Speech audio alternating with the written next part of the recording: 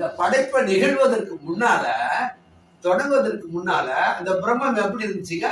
நிர்குண பிரம்மன்னு சொல்றாங்க. நிர்குணம் அப்படின்னா குணங்கள் எதுவுமே வெளிப்படாத நிலைமைன்னு அர்த்தம். நிருனா இல்ல, குணம்னா குணமில்லாத ஒரு நிலையில அவர் இருக்கிறாரு. ஏன்னா ஏதோ ஒண்ணு தோணுனா அதுக்குன்னு ஒரு குணம் ஒண்ணு வந்துடும். உருவாகிடுச்சுன்னா அதுக்குன்னு ஒரு குணம் வந்துடும். இப்ப எதுவுமே உருவாகலன் போது அவர் மட்டுமே இருக்கும்போது எல்லா குணங்களும் எங்கேயோ இருந்து அவர் வாங்கி இல்லை. ஆனா குணம் செயல்படாத நிலையில அவரு அந்த பிரம்மம் இருந்தது. ஓகேவா? கிளியரா இருக்கா? சரி, இப்போ ஏற்கனவே நம்ம கொஞ்சம் பேசணும். அறிவு ஆணையிட்டால் இந்த இயக்க தத்துவம் வேலை செய்யுமா, இல்ல இயக்க தத்துவம் ஆணையிட்டால் அறிவு வேலை செய்யும் போது அறிவு தான் நிச்சயமாக பண்ணும். சரி, இப்ப இதுல யாரு சுப்பீரியர் யாரு இன்ஃபீரியர் அப்படின்னு கேட்டோம்னா என்ன சொல்ல முடியும்? ரெண்டு பேர்த்துல யார் பெரிய பலசாலி அல்லது பெரிய ஒரு உடையவங்க பலசாலின்னு பாத்தீங்கன்னா அறிவா இல்ல இயக்க தத்துவமா? இயக்க ஆற்றலாம். ரெண்டுமே ஈக்குவலா தான் முடியும். அறிவு மட்டும் வச்சு இயக்க ஆற்றல் இல்லைன்னா அது ஒண்ணுமே பண்ண முடியாதுங்க. அப்போ பிரம்மா என்ன செய்யறதுன்னா தனக்குள்ள இருக்கக்கூடிய ரெண்டுமே இணைந்துதான் செயல்பட்டாக வேண்டும். இங்க சபார்டினேட் இல்ல. அதாவது புருஷனுக்கு பிரகிருத்தியானவள் கீழ்படிந்து நடப்பவள் இல்ல. புரியுதுங்களா? ஆமா, ஒருங்கிணைந்து, அதாவது ஒத்து இது பண்ணி நடக்கிற தான் நடக்குது. ஏன்னா இப்ப ரெண்டையும் பிரிக்கவும் முடியாது. பிரிச்சுட்டா இது இல்ல அது இல்லைன்னு. எப்படி ஒரு காகிதம் இருக்கிறதோ, ஒரு பேப்பர் இருக்கு, அந்த பேப்பர் ரெண்டு பக்கம் இருக்கு, ரெண்டு பக்கத்தையும் நீங்க தனித்தனியா பிரிக்கணும்னா முடியவே முடியாது. இப்போ ஒரு காயின் இருக்கு, ரெண்டு சைடு இருக்கு, அதை பிரிச்சீங்கன்னா காயின் இல்லாம அது காயினோட வேல்யூ போயிடும். அப்போ இந்த புருஷாவையும் பிரகிருத்தியும் நீங்க தனித்து பிரித்து வைக்க முடியாது. இரண்டும் இணைந்தே இருக்கணும். அது செயல்படுகின்ற நிலையில இருந்தாலும் சரி, அல்லது செயலற்ற நிலையில் இருந்தாலும் ரெண்டும் இறைந்த ஆற்றல்களாக தான் இருக்குது. ஓகேவா? இப்ப படைப்புக்கு முன்னால அந்த பிரம்மத்துக்கு பேர் என்ன பிரம்மங்க? நிர்குண பிரம்மம். ஓகே. ஏதோ ஒரு காலகட்டம் அது மனித அறிவினால கணக்கிட முடியாது. எப்போ இந்த தொடங்கணும்னு டிசைட் பண்றது யாருங்க? ஏன்னா அறிவு முடிவு பண்ணணும்ல.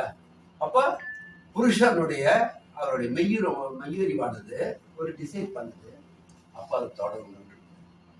இப்போ குணம் இல்லாத நிலையில, இப்ப நீங்க குணம் இல்லாத நிலையில இருக்கீங்க அப்படின்னா உங்க மைண்ட் ஒர்க் பண்ணுமா?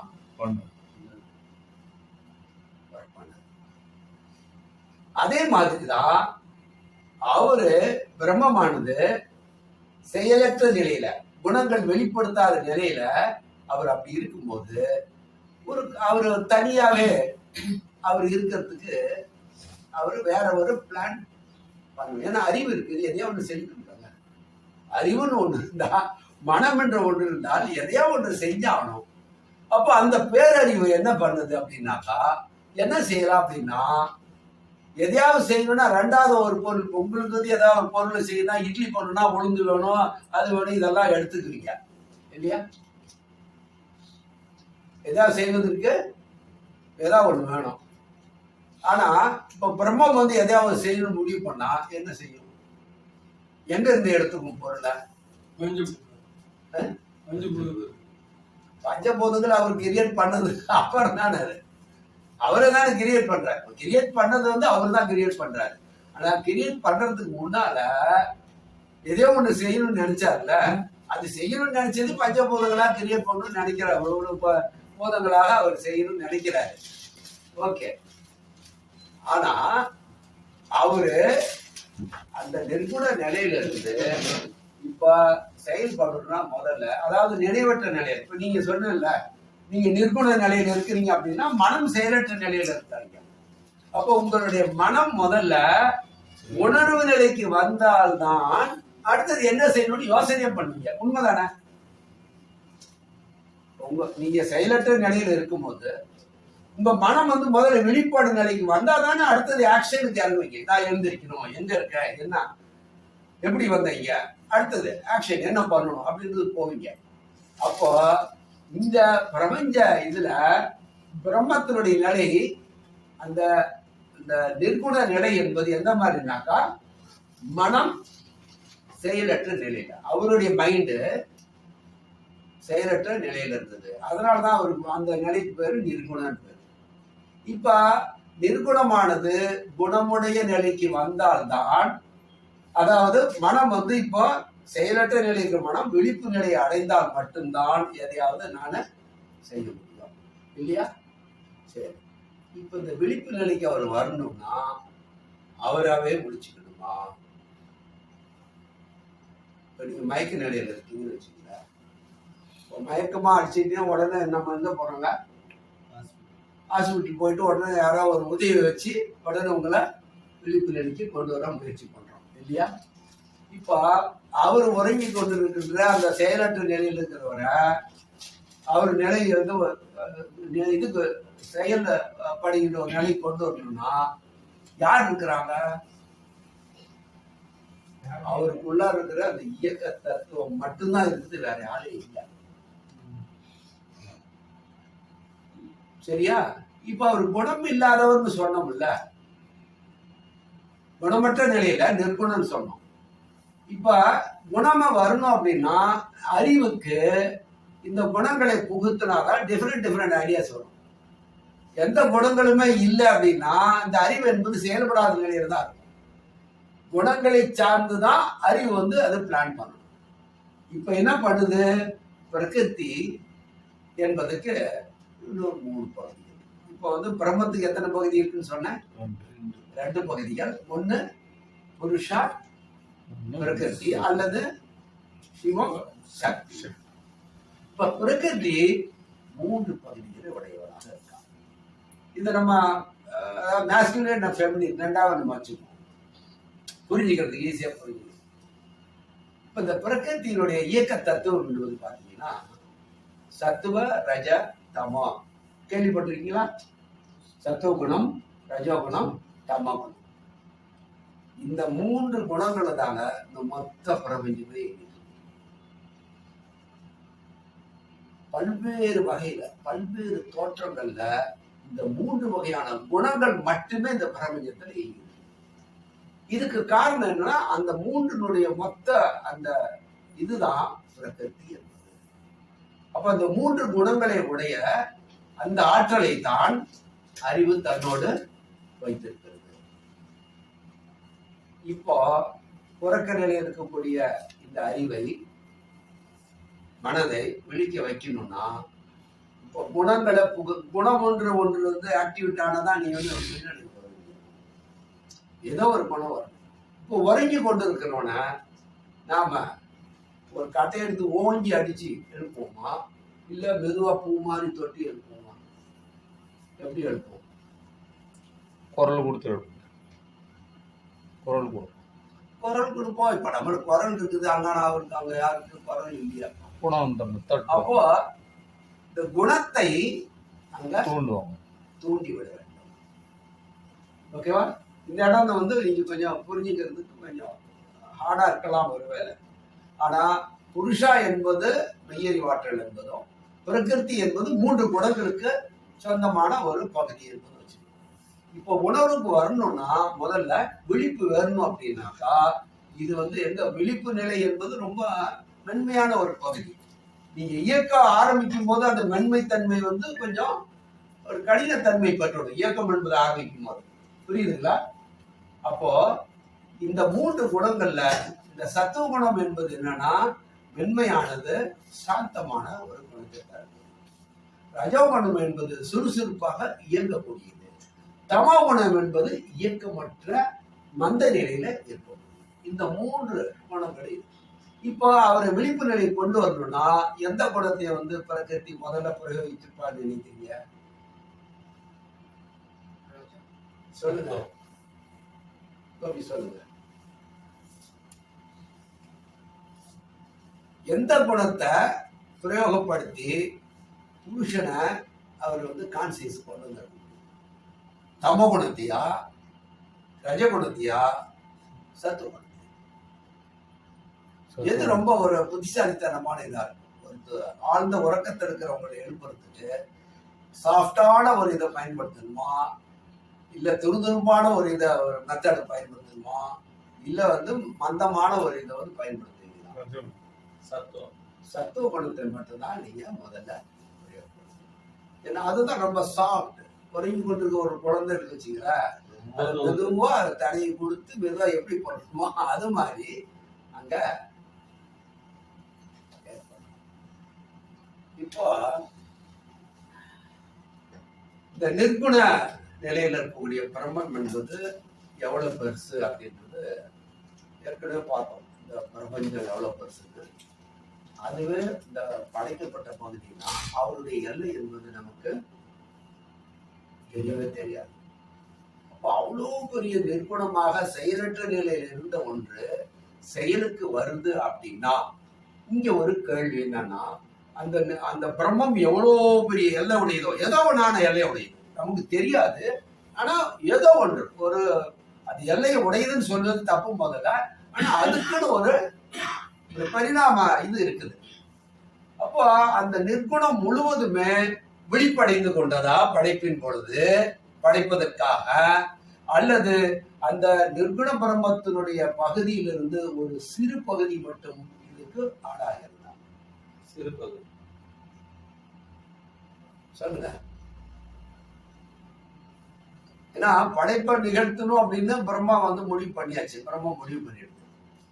இப்ப அந்த பிரம்மம் வந்து இதுல முழுசும் நிர்குண பிரம்மம் எவ்வளவு பெருசாக இருந்ததோ அவ்வளவு பெருசும் இதுல ஈடுபடுதா, இல்ல அந்த நிர்குணத்தினுடைய ஏதோ ஒரு சிறு பகுதி மட்டும் இதுக்கு ஆளாகிறதா? ஒரு சிறு பகுதி, ஒரு சிறு பகுதி தான். ஏதோ கருத்து முழுசும்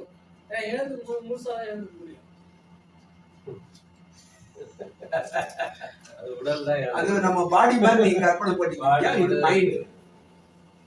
இப்ப மைண்ட் நான் பேசுறது ஒரு பகுதி கேட்டுட்டே இருக்குது, இன்னொரு பகுதி வேற யாராவது திங்க் பண்ணிட்டே இருப்பான். மைண்ட் இருக்குல்ல, நான் பேசுறதையும் கேட்டுட்டு இருக்கோம், இன்னொரு பகுதி நான் பேசுறது அர்த்தத்தை புரிஞ்சுக்கிட்டு இருக்கோம், ட்ரை பண்ணிக்கிட்டு இருக்கோம். ஏன்னா ஒவ்வொருத்தருக்கும் ஒவ்வொரு மாதிரி லெவல்ல இருப்பீங்க. நீங்க நான் பேசுறது எல்லாருக்கும் காதுல கேக்குது, ஆனா நீங்க ஒரு மாதிரி அதை திங்க் பண்ணி அண்டர்ஸ்டாண்ட் பண்ணிட்டு இருக்கீங்க. ஐயா ஒரு மாதிரி திங்க் பண்ணிட்டு அதை அண்டர்ஸ்டாண்ட் பண்ணிட்டு இருப்பாரு, வேற லெவல். அதெல்லாம் இன்னொன்னு என்ன காட்சியா பார்த்துட்டு இருக்குது. இப்ப நான் காட்சி தெரியல, உங்க மைண்டு தான் பார்த்துட்டு இருக்குது. எத்தனை பகுதியான அது இருக்குது பாத்தீங்களா? அது மாதிரி அந்த குணமற்ற நிலையில் இருக்கிற ஒன்று ஒரு செயல்பாட்டில் இறங்கும் போது ஒரு சிறு பகுதி மட்டும்தான் அதுல ஈடுபடும். உங்க மைண்ட்ல எப்படி ஒரு பகுதி மட்டும் தான் நீங்க பயன்படுத்துவீங்க. சாதாரண எப்படி சொல்லுவாங்கன்னா, மைண்டை பயன்படுத்துறத உங்களுடைய அறிவுல வந்து 1% தான் மனுஷனுங்களே அறிவை பயன்படுத்துறாங்க, 99% பயன்படுத்தல அப்படின்னா அறிவினுடைய கண்டெய்னர் மைண்டு. அப்ப அறிவு 1% தான் பண்ணா உங்க மைண்டினுடைய அந்த இதைய வந்து நீங்க இன்னும் பயன்படுத்தல அர்த்தம். சோ அது மாதிரி இந்த நிர்குணத்தினுடைய நிலையில இருந்து ஒரு சிறு பகுதி மட்டும்தான். ஏன்னா அவர் மைண்டா இருக்காரு, பாடியில இல்ல. அவர் வந்து காஸ்மிக் மைண்ட். அது அவருக்கு உடம்பு தேவையில்லை. உங்களையே கூட நீங்க மைண்ட்ல நினைச்சீங்கன்னா, மைண்ட்ல என்ன கிரியேட் பண்றீங்களோ அது உங்க மைண்டுக்குள்ளாரையே கிரியேட் பண்ண முடியாது. என்னாலையும் பார்க்க முடியாது, நீங்க மட்டும் தான் அதை பார்க்க முடியும். அது மாதிரி மைண்டுக்குள்ள அவர் என்ன நினைக்கிறாரோ அதை மைண்டுக்குள்ளதான் அவர் செஞ்சுட்டு இருக்க முடியாது. மைண்டை விட்டு அவர் வெளியில போக முடியாது. உங்க மைண்டினுடைய எல்லையை விட்டு நீங்க வந்து வெளி உலகத்தை வந்து உங்களை சுத்தி இருக்கிறதுனால மைண்ட் வந்து வெளியில போகணும்னு நினைக்குது. ஆனா உங்களுக்கு வெளியில எதுவுமே இல்லை, மைண்ட் எங்க போகும்? வெளியில போக முடியுமா? அப்ப இந்த பிரபஞ்சம் முழுவதுமே அவர் மைண்டுக்குள்ள அவர் தான் கிரியேட் பண்றாரு போது, அவர் மைண்டுக்குள்ள தான் எல்லாத்தையும் பாக்குறாரு, கிரியேட் பண்றாரு. அப்ப ஒரு சிறு பகுதி மட்டுமே இங்க இந்த படைப்பு என்ற எல்லைக்குள்ளார வருகிறது. அப்போ இப்ப என்ன ஆகுதுங்க, நிர்குண பிரம்மம் என்பது 2 பகுதிகளாக பிரிகிறதா? நல்லா தெளிவா ஸ்டெப் பை ஸ்டெப்பா நீங்க புரிஞ்சுப்போம். நிர்குண பிரம்மம் இப்ப என்ன ஆகுது, 2 பகுதிகளாக பிரியுது. அப்படி பிரிகின்ற பொழுது மிகப்பெரிய ஒரு பகுதி மிகச்சிறிய ஒரு பகுதியாக ஈக்குவலாவோ 50% இல்லை, மிகச்சிறிய பகுதி தான் அது. ஏன்னா பிரம்மம் எப்பயுமே பிரம்மமாக இருக்கும்.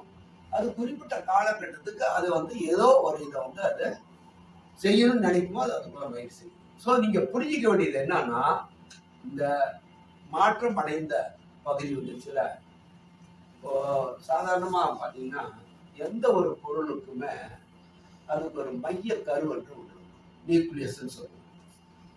அது தாட்டு கூட சரி, உங்களோட தாட்டுக்கும் அதுக்கு ஒரு மைய இது சப்ஜெக்ட், அதான் அதனுடைய நியூக்ளியஸ். அதை சார்ந்து அது மைண்ட் அதை பற்றி தாட்ஸ் டெவலப் பண்ணிக்கிட்டே இருக்கும். அதை நம்ம நியூக்ளியஸ்ன்னு சொல்லுவோம்.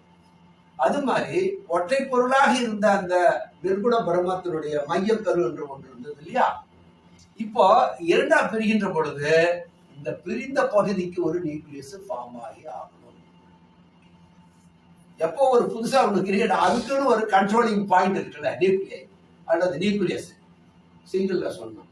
அப்போ இதுக்கு என்ன ஆகுதுங்க, தனியாக ஒரு நியூக்ளியஸ் ஃபார்ம் ஆயிடுச்சு. ஃபார்ம் ஆனதுக்கு அப்புறம் இப்ப அங்க குணம் வராத வரையில அவருக்கு பேர் என்னங்க, இருக்கணும். இப்போ அதனுடைய ஒரு சிறு பகுதி விழிப்படைஞ்சிருச்சு. அந்த பகுதி விழிப்படைஞ்ச உடனே அது தனியா ஒரு போர்ஷன் ஆயிடுச்சு. இப்ப அந்த போர்ஷனுக்கு ஒரு தனியா நியூக்ளியஸ் வந்துருச்சு. சரியா? எப்போ உணர்வு என்ற ஒன்று மனதுக்கு நான் இருக்கிறேன். இப்பதான் அவர் நான் யாருன்னு இல்லாத நிலையில தான் இருந்தாரு. நிர்குணம்னா நான் யாருன்னு அவருக்கு தெரியாம நிலையில இருந்தாரு. இப்ப நான் இருக்கிறேன் அப்படின்ற நினைப்புதான் முதல்ல அவருக்கு வரும். அப்புறம் தான் என்ன செய்யணும்னு வரும். உங்களுக்கு கூட நினைவுல வந்துட்டீங்கன்னா, நினைவுக்கு வந்துட்டீங்கன்னா, நீங்க நினைவுக்கு வந்த உடனே நான் இருக்கேன்ற நினைப்பு தான் இருக்கும். நம்ம இருக்கிறோம், ஆனா அடுத்த எங்க இருக்கோம், அடுத்தது எங்க இருக்கோம், ஏன் இங்க அடுத்த நினைப்பு தான். ஆனா ஃபர்ஸ்ட் நம்ம இருக்கிற நினைப்பு முதல்ல அறிவு உணரும். அப்போ இந்த காஸ்மிக் மைண்ட், இறை மனம், நான் இருக்கிறேன் என்று மைண்ட் ஃபார்ம் ஆயிடுச்சு. இப்போ இது ஒண்ணு தெளிவா போயிட்டு இருக்கா? இப்போ நிர்குணமான இருந்ததுல இருந்து ஒரு பிரிவு புரிஞ்சு அதுக்கு குணமுடையதாக மாறும்போது மைண்ட் ஃபார்ம் ஆகுது. சரியா? இந்த முதல் நினைவு நான் இருக்கிறேன்ற ஃபீல் வரணும். இப்ப யாருக்கு வருது நான் இருக்கின்ற நினைப்பு? உங்களுக்கா பிரம்மத்துக்கா? பிரம்மத்துக்கு வருது நான் இருக்கின்ற நினைப்பு. சரியா? அப்போ இந்த நான் இருக்கிறேன் என்ற உணர்வு அந்த மைண்ட்ல வருகின்ற பொழுது அந்த நான் இருக்கிறேன்ற உணர்வுக்கு பேரு மகம்னு பேரு.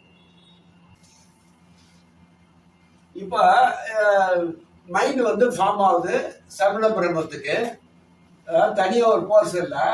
இப்ப முதல்ல என்ன நடக்குது அப்படின்னா, ஒரு நான் சொன்ன ஒரு நியூக்ளியஸ் அதுக்கு ஒரு மைய கரு என்ற ஒன்று இருக்கணும் அந்த ஏரியாவுக்கு.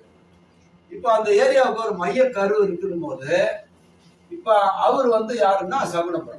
அந்த மைய கருவுக்கு பேரு சகுன பிரம்மத்தினுடைய மையக்கரு. அதுக்கு பேரு புருஷோத்தமன்.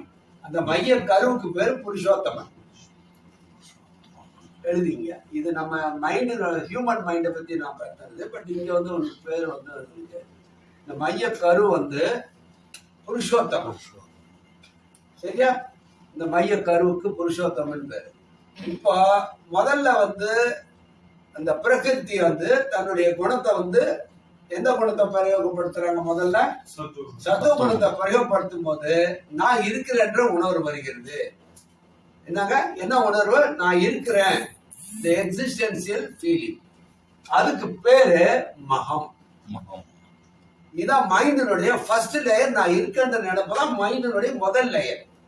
அது பிரம்மத்துக்கும் சரி ஜீவனுக்கும் சரி, ரெண்டுக்கும் காமன்.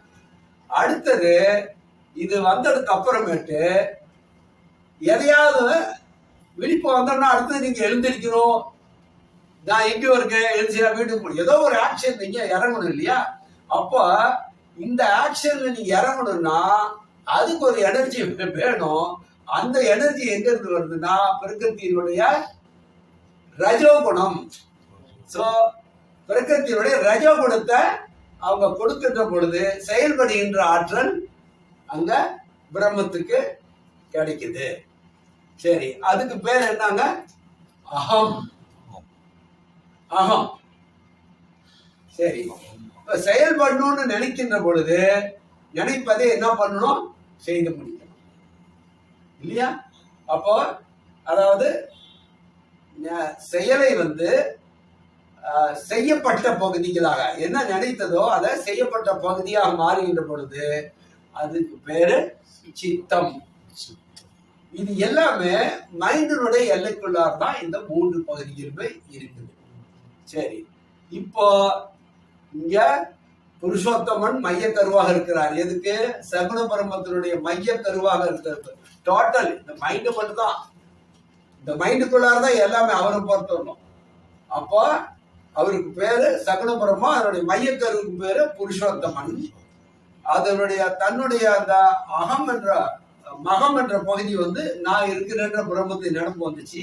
அடுத்தது நான் என்ன செய்யணும்னு நினைக்கிறது, செஞ்சதை செய்து முடிக்கப்பட்ட ஒரு இதா பகுதியாக உருவாகிறது. அதே மைண்டுக்குள்ள தான் அவர் அதை பார்க்கணும். உதாரணமா நீங்க இப்போ ஒரு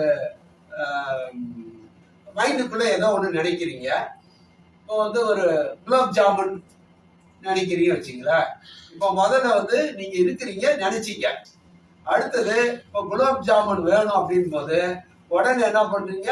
குலாப் ஜாமுன் செய்யறதுக்கான ஏற்பாடு செய்வீங்க. செய்து முடிச்சோன்னு குலாப் ஜாமுனை ரெடி பண்ணிடுவீங்க. அது மாதிரி குலாப் ஜாமுன் செய்யணுன்றது அகம். அடுத்தது குலாப் ஜாமுன் ரெடி ஆயிடுச்சு சித்தம். புரியுதுங்களா? இப்போ இது பிரம்மத்தினுடைய காட்சி பகுதிக்கு முன்னால இப்ப யாரு இதை கிரியேட் பண்ணாங்க? நிர்குணமா சகுனமா? இப்ப இந்த கிரியேஷன் என்ன பண்ணணும்னு தோன்றது யாருக்கு? சகுன பிரம்மத்துக்கு மைண்டுக்கு தோணுச்சா இல்ல நிர்குணத்தினுடைய மைண்டுக்கு தோணுச்சா? எதையோ ஒண்ணு செய்யணும். என்ன செய்யணும்னு தோணுச்சு? கிரியேட் பண்ணணும்னு நினைச்சது. ஏன் கிரியேட் பண்ணணும்னு நினைச்சதுன்றதையும் பார்ப்போம். சரியா? அப்ப இந்த பகுதி இப்ப நம்ம பேசிட்டு இருக்கிற இந்த மைண்டை பத்தி பேசுறது நிர்குணத்தினுடைய மைண்டை பத்தி பேசுறோமா இல்ல மாற்றமடைந்த சகுன பரமத்தினுடைய மைண்டை பத்தி பேசிட்டு? ஏன்னா நிர்குணத்துக்கு மைண்ட் ஃபார்மேஷன் அது ஸ்லீப்பிங் ஸ்டேட்ல இருக்குது. மைண்ட் இப்ப ஸ்லீப்பிங். மைண்ட் வெளிப்படையது என்பது சகுன பரமன்ற எல்லைக்குள்ளார் தான் மைண்டு. அப்ப சகுன பரமம் தான் இந்த பகுதி.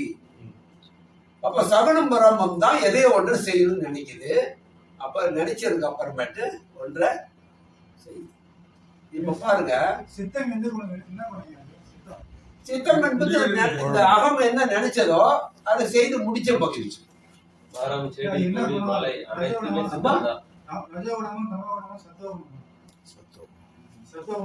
இல்ல இல்ல, அடுத்தது குணமா? அது ரஜோ, இது தமோ குணம். ஏன்னா இது சத்துவ குணம், இது ரஜோ குணம். ரஜோ குணத்தை பிரயோகப்படுத்தும் போது ஆக்ஷன் ஏன்னா அதனுடைய வேலையை சுறுசுறுப்பா இயங்குவதுதான் ரஜோகுண தன்மை. நீங்க சுறுசுறுப்பா இயங்குறா ரஜோகுணம் உங்ககிட்ட டாமினேஷனா இருக்குன்னு அர்த்தம். எதுவுமே செய்யாம அப்படியே ஒண்ணுமே புறப்படாம அப்படியே மந்தமா என்ன பண்ணலாம் ஏது பண்ணலாம் அப்படியே உட்காந்துருந்தா அப்ப உங்க மைண்டுக்குள்ளார என்ன ஒர்க் பண்ணுது? தமோ குணம் ஒர்க் பண்ணிட்டு இருக்குன்னு அர்த்தம். அமைதியா சாந்தமா எந்த ஒரு பிரச்சனையும் இல்லாம அப்படியே ஒரு மனம் அமைதியா இருக்குன்னா அது சத்துவ குண நிலையில நீங்க இருக்கீங்கன்னு அர்த்தம். சரி ஓகே, நல்லா ஞாபகப்படுத்தினீங்க. சித்தம் என்பது எந்த மனம்? எந்த மனத்தினுடைய பகுதி? தமோ குணம். இப்ப பாருங்க, இப்ப இந்த 3 குணங்கள் எப்படி படிப்படியாக பிரகிருத்தினுடைய குணங்கள் பிரயோகப்படுத்தி, ஏன்னா செயல்படும் போது 2 பேருமே செயல்பட்டாங்க. அப்ப குணம் செயல்படும் போதுதான் அறிவாற்றலுக்கான வேலையை ஏற்படுது. சரியா? இப்ப இந்த நிலையில வரும்போது இப்ப சித்த பகுதி என்பது நினைத்ததை செய்து முடிக்கப்பட்ட பகுதியா மாறணும். இப்ப பிரம்மம் என்ன முடிவு பண்ணுச்சு? என்ன செய்யணும்னு நினைச்சது? சகுன பிரம்மம் என்ன செய்யணும்னு நினைச்சது பாத்தீங்கன்னா, இப்ப நீங்க உங்களை கொண்டு போய் ஏதோ ஒரு தீவுங்க, மிகப்பெரிய ஒரு தீவு இருக்காது அல்லது ஒரு மிகப்பெரிய ஒரு கிரகம் இருக்கும். நம்ம யாரு மேல உயிர்கள் வாழல ஒண்ணுமே இல்லை. ஆனா உங்களை கொண்டு போய் உங்களுக்கு வேணுங்கிறதெல்லாம் உயிர் வாழ்வதற்கு தேவையானலாம் உங்களுக்கு கொடுத்துட்டு அங்க விட்டுட்டு வந்துடுறோம்னு வச்சுக்கோங்க. உங்களுக்கு தனியா யாருமே கிடையாது அங்க. எவ்வளவு நேரத்துக்கு உங்களால அங்க இருக்க முடியும்? ஏதோ ஒரு கிரகம் இருக்குன்னு வச்சுக்கல, ஒரு தனி இடம், அந்த இடத்துல உங்களை தனியா விட்டுட்டு வந்துட்டாக்கா எவ்வளவு நேரம் தாக்கு பிடிப்பீங்க? கொஞ்ச நேரம் கூட தாக்கு பிடிக்க முடியாது. அது 4 மாசம் வருஷம் கணக்கான அவர் எவ்வளவு நேரம் சாகுறது தான் டைம். சாகுறவரும் ஒருத்தர் இருக்கலாம், ஆனா அந்த சூழ்நிலை இருக்கும் போதுதான் தெரியும், கற்பனையில பார்க்க முடியாது. ஒருத்தருக்கு வந்து ஒரு பிரச்சனை வருதுன்னா அந்த பிரச்சனையை பத்தி ஈஸியா நம்ம கமெண்ட்ஸ் கொடுத்துடலாம். அந்த பிரச்சனையில இருக்கிறோட அதாவது தெரியும் அது எப்பேற்பட்ட பிரச்சனை இருக்குது, அது அதுக்கு மேலே முடியுமா முடியாதான்றதெல்லாம். ஆகவே பிராக்டிக்கலா நம்ம பேசும்போது, லாஜிக்கா பேசும்போது, ஒருத்தர் அந்த மாதிரி ஒரு இடத்துல யாருமே இல்லை, துணைக்கு கூட பேச்சு துணைக்கு யாருமே இல்லைன்ற ஒரு இடத்துல நீ இருந்தீங்கன்னா உங்களால வாழ முடியும். வாழ்க்கை உயிர் வாழ்வதற்கு தேவை எல்லாமே இருக்கிறதாக வச்சுக்குவோம். 100 வருடங்கள் வரணும் நீங்க வாழ்வதற்கு எல்லாமே இருக்கிறதா வச்சுக்குவோம். ஆனால் உங்களுக்கு அது பிடிக்குமா, வாழ முடியுமா? எந்த ஒரு மாற்றமும் இல்லாத, எந்த ஒரு இதுவுமே இல்லாம, ஒரு சேஞ்சே எதுவும் இல்லாம எவ்வளவு நாள் இருக்க முடியும் போது, ஒரு ஹியூமன் மைண்டினுடைய நேச்சருக்கு அது முடியாத போது, எல்லாமே எதை வேணாலும் செய்ய முடியும் அப்படின்ற மைண்டு எதையாவது ஒண்ணு செஞ்சணும்னு தோணுமா தோணாதா? என்ன மைண்டுன்னு ஒன்று இருந்தா எதாவது செய்யணும்னு தோணுங்க. இதுன்னா அது கடவுளுக்கு அப்படி தோணுமா அவசியமா அப்படின்றதெல்லாம் இல்லை. மைண்டுன்னு ஒன்று இருந்தா அதுக்கு ஒரு என்டர்டைன்மெண்ட்னு ஒன்று கட்டாயமா இருக்கணும். மைண்டு இல்லாதப்ப நீங்க தூங்கிட்டே இருக்கீங்கன்னா கோமாள 25 வருஷம் கூட இருந்தாலும் உங்களுக்கு தேவை அது இருக்காது இல்லையா? அப்ப அவர் என்ன செய்யணும்னு நினைச்சாருன்னா, இப்ப நீங்க ஏதாவது செய்யணும்னா ஏதாவது ஒண்ணு செய்யறதுக்கு ஏதாவது ஒரு பொருளோ ஏதோ ஒண்ணு தூக்கிட்டு வந்து ஏதோ ஒன்று பண்ணிட்டு இருப்பீங்க. ஏன்னா உங்களுக்கு எல்லாம் உங்களுக்கு வெளியில இருக்குது எல்லாத்தையும் கொண்டு வந்துருக்கீங்க. அவருக்கு வெளியில ஒண்ணுமே இல்லையா, எல்லாமே அதுதான், அவரா தான் இருக்கிறாரு. அப்போ அவருக்கு வெளியில ஒண்ணுமே இல்லை, அவருக்குள்ளார இருக்கிறது வேற ஒண்ணுமே இல்லை. இப்ப எதை வச்சு எதாவது பண்ணுவாங்க? படைப்புக்கு முன்னாள் நம்ம பார்த்துதான் போனோம். பஞ்சபோதங்கள்லாம் கிரியேட் ஆனிச்சுன்னு எப்படி வரிசையா பார்த்தோம். அதுக்கு முன்னால ஒண்ணுமே இல்லைன்னு போது அவர் இன்னும் படைப்பை கிரியேட் பண்ணாத நிலைக்குள்ளதான் இப்ப இருக்கிறோம். அப்ப எதாவது பண்ணணும் போது எதாவது பண்ணுவதற்கு 2வது ஒரு பொருள் வேணுமே. அவரை விட்டா வேற ஒரு பொருள் இல்லையே. இருக்கிறது ஒரே ஒரு இயக்க தத்துவம் மட்டும்தான். அது வந்து நினைக்கிறத செய்வதற்கான ஆற்றல், அது ஒரு எனர்ஜி.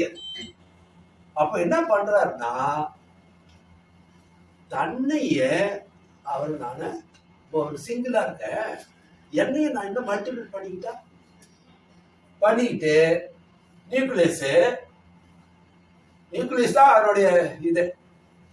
அப்போ நியூக்ளியஸ் என்ன நினைக்குது, அந்த அவர் நியூக்ளியஸ் அகம் என்ன நினைக்கிறாருன்னா, தன்னையே அது இதை பிரிச்சுக்கிட்டு அது கூடிய நாம எங்கேஜா இருக்கலாம். இது என்ன பண்ணும் அதை என்ன பண்ணும், அதுக்கான இதை வந்து இவர் திட்டமிடுதல் அவர்கிட்ட தான் இருக்குது. என்னென்ன திட்டப்படுறாரோ அது மாதிரிலாம் அங்க ப்ரோக்ராம் பண்ணிக்கலாம் நம்ம. ஆனா அவருக்குள்ளதான் பண்ணி ஆகணும். 2வதா ஒரு ஸ்டஃப் இல்லை, 2வதா ஒரு பொருளை கொண்டு வந்து அவரால் எதுவுமே பண்ண முடியாதுன்றத தெளிவா புரிஞ்சுங்க. அப்போ அவர் ஏதாவது ஒரு பண்ணணும்னா தனக்குள்ள இருக்கிற ஒன்றியதான் அவரு பாகங்களாக பிரிச்சு அவரு தன்னை அதுக்கு என்ன மாதிரி ஒரு கேம் வந்து ப்ரோக்ராம் பண்ணலாம். இது ஒரு கேம் ப்ரோக்ராம் பண்றாரு. இதைதான் நம்ம என்ன சொல்றோம், இந்த கேம் தான் லீலான்னு சொல்றோம். இறைவன் ஆடுகின்ற இந்த விளையாட்டுக்கு பேருங்க லீலா. சரியா? அப்போ அவர் என்ன லீலான்னா தன்னையே அவர் என்ன இதா பிரிக்கிறாரு. அப்போ எப்படி ப்ரோக்ராம் பண்றாங்கிறது தான் இந்த என்டையர் கிரியேஷன். என்னன்னா என்ன திட்டமிடுதல் சொன்னா, அவர் வந்து தன்னை வந்து இயங்குகின்ற ஒரு தனித்தனி வடிவங்களாக பார்க்கணும்னு நினைக்கிறாரு. இயக்கமற்றா வெறும் மைண்டு மட்டும் இருக்கிற மாதிரி இருக்குதுல்ல. ஆனா அதே மைண்டுக்கு ஒரு பாடியை கொடுத்து அது எப்படி எல்லாம் அது இயங்கணும், அது இஷ்டத்துக்கு விட்டா அது என்னென்னலாம் பண்ணுன்ற மாதிரிலாம் பண்ணி அதுக்கு ஒரு டிஸ்கிரிப்ஷன் கொடுத்து அந்த மாதிரிலாம் பண்ணி நம்ம பார்த்துட்டு இருக்கலாம் அப்படின்றது அவர் பிளான் பண்றாரு. இதை வேடிக்கை பார்க்கறது தான் அவருக்கு பொழுதுபோக்குன்னு நினைக்கிறாரு. கிரியேஷன் வந்து ஏன்னா படைக்கப்பட்ட உயிர்கள் எல்லாமே அது வந்து தனித்தனே இயங்குற மாதிரிதான் நமக்கு தெரியுது. ஆனா அது எல்லாமே நமக்கு வந்து நீங்க வெளியில இருக்கீங்க, நான் வந்து உங்களுக்கு வெளியில இருக்கிறேன். ஆனா அவரை பொறுத்தவரை நம்ம மைண்டுக்குள்ளாரே எல்லாமே கற்பனை காட்சிகளாவே பார்த்துட்டு இருக்கிறாரு. ஏன்னா அவரை விட்டு வெளியில வேற ரெண்டாவது ஒரு இடமே கிடையாதுன்னு போது இது வந்து அண்டர்ஸ்டாண்ட் பண்ணிக்கிறதுக்கு ஒரு மாதிரி என்னோ மாதிரி இருக்கிற மாதிரி தோணும். பட் இதான் ரியாலிட்டி, இதான் ரியாலிட்டி. அப்போ அவர் என்ன பண்றாருன்னா தன்னையே வந்து தனித்தனியா பிரிச்சு தனித்தனியா ஈகின்ற ஒண்ணு கொடுக்கணும் போது அவர் வந்து தன்னுடைய நியூக்ளியஸினுடைய தன்மை வேறு, அவருடைய மைண்டோட தன்மை வேறு. ஆனா மனமுடையதாக ஒவ்வொன்றும் தனித்தனியா கிரியேட் பண்ணணும் போது அவர் என்ன நினைக்கிறாருன்னா அது இயங்குகின்ற ஒரு பொருளாக செயல்படுகின்ற வடிவங்களாக கொடுக்கும் போது வடிவத்தை உருவாக்கணும். மனதுக்குள்ளாரியே நீங்க நினைச்சிட்டு இருக்கிறது வேறு, தாட்ஸ்ன்றது வேறு. ஆனா எதையா ஒரு வடிவமாக உருவாக்கணும்னு நினைக்கும் போது இந்த வடிவத்துக்கு அந்த ஒரு மூலப்பொருள் உண்டு. அந்த வடிவத்தை செய்வதற்கு ஏன்னா இப்ப ஒரு காட்சிக்குரிய ஒரு பொருளாக அவர் வந்து தன்னுடைய மைண்டுக்குள்ளே பார்க்கிற ஒரு பொருளாக ஒரு கிரியேட் பண்ணணும்னு நினைக்கும் போது அப்ப அந்த வடிவமைப்பதற்கான அந்த மூலப்பொருளுக்கு அவர் என்ன பிளான் பண்ணார்னா பஞ்சபூதங்களை முதல்ல உருவாக்கணும்னு திட்டமிடுறாரு. அப்ப எதுல இருந்து எதை உருவாக்க முடியும்? ஏன்னா இதுல இருந்து அடுத்த உண்மை அதிநுட்பமான நிலையில அவர் இருக்கிறார். யாரு? பிரம்மம், அவருடைய மனம். இப்ப அவர் மைண்டுக்குள்ள இருந்து இன்னொன்னு வந்து கிரியேட் பண்ணி இண்டிவிஜுவலா தனித்தனியா ஈக்கிற மாதிரி கொண்டு வரணும், வடிவங்களை உருவாக்கணும்னு நினைக்கிறாரு, வடிவமுடையதாக பார்க்கணும்னு நினைக்கிறாரு. தன்னுடைய மைண்டு வடிவமுடைய ஒன்றை பார்க்குது, வடிவம் இல்லாத அவரு வடிவமுடையவதாக ஒன்றை வந்து அது வந்து ஒன்று எப்படி இருக்குதுன்னு பார்க்கணும் நினைக்கும் போது இந்த வடிவங்களை ஸ்ட்ரக்சரை உருவாக்குறதுக்கு அங்க மூலப்பொருள்கள் ஒன்று தேவை. அதையும் அவரோட மைண்டோட ஸ்டஃப்பை வச்சு அவர் என்ன பண்றாரு, பொருள்களாக கிரியேட் பண்றாரு. முதல்ல எதை உருவாக்குறாரு? பஞ்சபூதங்களை உருவாக்குறான்னு சொன்னேன். சரி, இதுக்கு என்ன காலகட்டம் எடுத்துக்கிட்டாரு? இப்ப இதுவரையிலும் எதுவுமே தோற்றத்தை உருவாக்கல, ஏதாவது செய்யணும் அப்படின்னு அவருடைய திங்க் பண்ண மைண்டு செஞ்சதுக்கு அப்புறம் தான் அடுத்தது சித்தத்துக்குள்ளார அது வரும். இப்ப இன்னும் எதுவும் கிரியேட் பண்ணலன்னும் போது சித்தம் என்பதே இன்னும் வரல. இன்னும் திங்கிங்ல தாட் ப்ராசஸ்ல இருக்கு என்ன பண்ணணும்ன்றது. இது எத்தனை வருஷம் எடுத்துக்கிட்டாரு, எத்தனை நாள் எடுத்துக்கிட்டாரு யாராலையும் சொல்ல முடியாது. ஏன்னா ஒரு மாற்றத்துக்கு பின்னாலையும் மனிதனுடைய கணக்குப்படி அது கோடிக்கணக்கான ஆண்டுகளுக்கு அப்புறம் தான் சின்ன சின்ன மாற்றங்களே ஏற்படும். அதை நம்ம இப்ப கிரியேஷன்ல பார்ப்போம்ல வீடியோ, அதுல பார்த்தா தெரியும் ஒரு மாற்றத்துக்கு எத்தனை மில்லியன் ஆண்டுகள், எவ்வளவு பில்லியன்ஸ் ஆண்டுகளுக்கு அப்புறம் இந்த மாற்றங்கள் ஏற்பட்டது. சின்ன சின்ன மாற்றங்கள்லாம் கூட அவ்வளவு காலகட்டத்துக்கு அப்புறம் வந்துச்சு. அப்ப அது வரையிலும் இந்த ஒன்றை உருவாக்காத வரையிலும் தாட் ப்ராசஸ்லயும் இருக்கும் போது அந்த தோற்றம் என்பது வரல. இன்னும் பிராக்டிக்கலான தோற்றம் வராம தான் இருக்குது.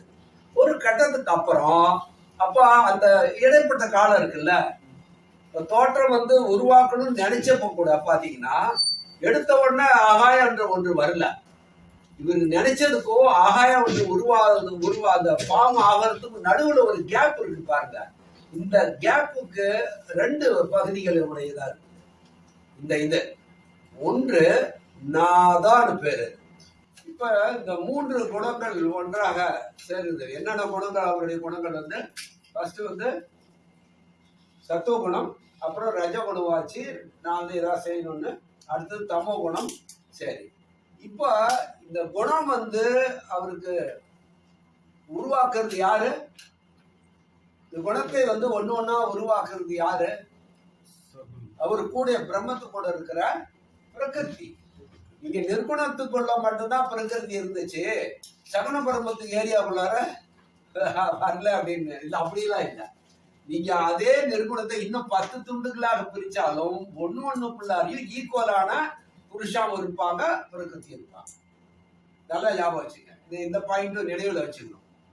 நீங்க இப்போ ஒரு சிறு பகுதி வந்து சகுனமா பிரிஞ்ச மாதிரி இன்னும் எத்தனை சகுன பிரம்ம பகுதிகளாக அது பிரிஞ்சாலும் சரி, அந்த ஒவ்வொரு பிரிவுக்குள்ளாரையும் ஈக்குவலான வேல்யூ, குறைவு இல்லாத, இதை விட அது குறைஞ்சது அதை விட குறைஞ்சதுலாம் சொல்லவே முடியாது.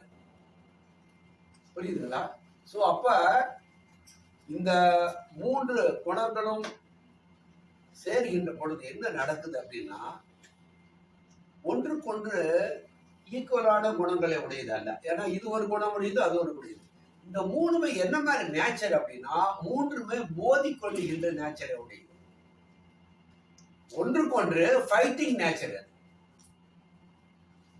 பிலிகரண்ட் ஃபோர்ஸஸ் அப்படின்னு சொல்றாரு பாபா.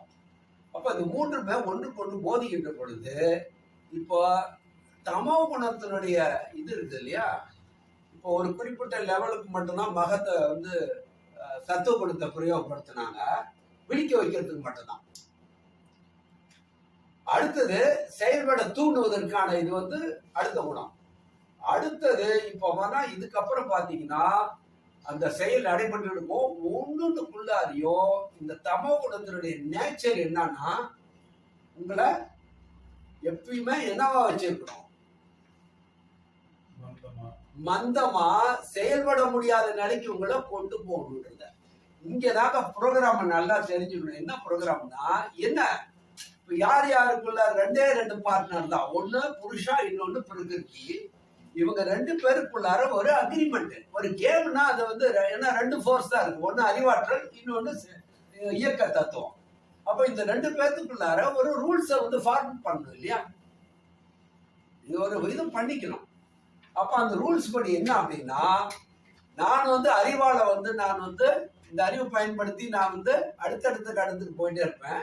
நீ என்ன வந்து அறிவே வேலை செய்யாத அளவுக்கு என்ன வந்து முன்னால முடிஞ்சவர்கள் என்ன ஜெயிக்கணும். இதுல யார் ஜெயிக்கிறாங்க, என்னுடைய அறிவை வந்து நீ வந்து செயல்படாத வேலைக்கு கொண்டு போறியா, இதுல யார் ஜெயிக்கிறது, அறிவு ஜெயிக்குதா இல்ல உன்னுடைய இந்த மூன்று குணங்கள் ஜெயிக்குதா அப்படின்றதுதான் கேம். அப்படி பார்க்கும்போது இப்போ படைப்பு என்ற ஒன்று மைண்ட் வந்து ஃபார்ம் ஆகிறதுக்கு முன்னால அவருடைய மைண்டினுடைய நிலை சூட்சுமமாக இருந்ததா, ஏன்னா ஆகாயம் என்ற ஒன்று தோன்றிடுச்சுனாவே ஆகாயம் என்ற ஒன்றைய வந்து அவர் உருவாக்குறாரு. இப்போ ஆகாயம் என்ற ஒன்று வந்து மைண்டுக்குள்ள ஃபார்ம் ஆயிடுச்சுன்னா இப்போ ஆகாயத்தை விட அந்த ஃபார்ம் ஆகிறதுக்கு முன்னால இருந்த அவருடைய மைண்ட் வந்து நுண்மையானதா இல்ல ஆகாயம் நுண்மையானதா? முன்னாடி இருக்கு. அப்ப ஆகாயம் என்பது ஜடமா. இப்ப கேம் பாருங்க, இவர் வந்து என்ன வந்து நான் வந்து இதே நிலையில தான் இருப்பேன், என்ன வந்து நீ வந்து ஜடமாக முடியாதுன்னா, பட் இந்த ஆக்ஷனை கொடுத்த உடனே பிரகிருதி என்ன பண்ண உன்ன ஜடமாக்கிட்டு தான் போயிட்டு இருப்பேன் தான் அங்க அவங்களுடைய. அப்ப என்ன குணத்தை வந்து அதிகமா பயன்படுத்துறாங்க, இதுக்கப்புறம் தொடர்ச்சியாக பயன்படுத்துகின்ற அதிக பலமாக பயன்படுத்துகின்ற பகுதி அந்த இது என்னன்னா தமோ குணம் தான். அந்த தமோ குணத்தை பிரயோகப்படுத்துறதாலதான் இது ஜடமானுச்சு. மேலும் பிரயோகப்படுத்தணும் அதை விட ஜடமான இன்னொரு பொருள் அதுல இருந்து உருவாகுது. எதுல இருந்து? ஆகாயம் என்ற ஒன்று. ஆனா அந்த ஆகாயம் என்ற ஒன்று உருவாகிறதுக்கு முன்னாலே ஒரு காலகட்டம் இருக்குது. அந்த இடைவெளிக்கு பேரு நாதான் பேரு. அது வந்து ஒரு ஸ்ட்ரெயிட் லைனா தான் போகுது. அங்க வந்து கர்வேச்சரே எதுவுமே இல்லை படைப்புல. ஒன்றிலிருந்து ஒன்றிலிருந்து இன்னொரு. அப்ப இந்த இடைப்பட்ட காலத்துக்கு பேரு நாதா என்றும், இந்த எப்ப வந்து கிரியேஷன் ஸ்டார்ட் வரும் இது வந்து ஆகாய தத்துவம் வந்து ஃபார்மா ஆரம்பிச்ச உடனே கலா என்ற வளைவுகள். ஸோ கர்வேச்சர் ஸ்ட்ரெயிட் லைன்ல இருந்தது, இப்ப என்னாச்சு கர்வேச்சர் ஆகுது. படைப்பு வந்து பல்வேறு வகையான விதவிதமான இதுகள் உருவாக ஆரம்பிக்குது. ஒரு முதல்ல கிரியேஷன் தான் ஆகுதுங்க ஆகாயம். இப்ப நாங்க கேட்கிற கேள்வி என்னன்னா, பஞ்சபூதங்கள் தான் நமக்கு தெரியும், பிரம்மத்தை பத்தி நமக்கு தெரியாது. ஆனா இதெல்லாம் கிரியேட் ஆனிச்சுன்னா யாரு கிரியேட் பண்ணான்னு பார்த்தா டெஃபினட்டா இது காஸ்மிக் மைண்டு தான் தனக்கு மைண்டுக்குள்ளார இதை கிரியேட் பண்ண முடியும்.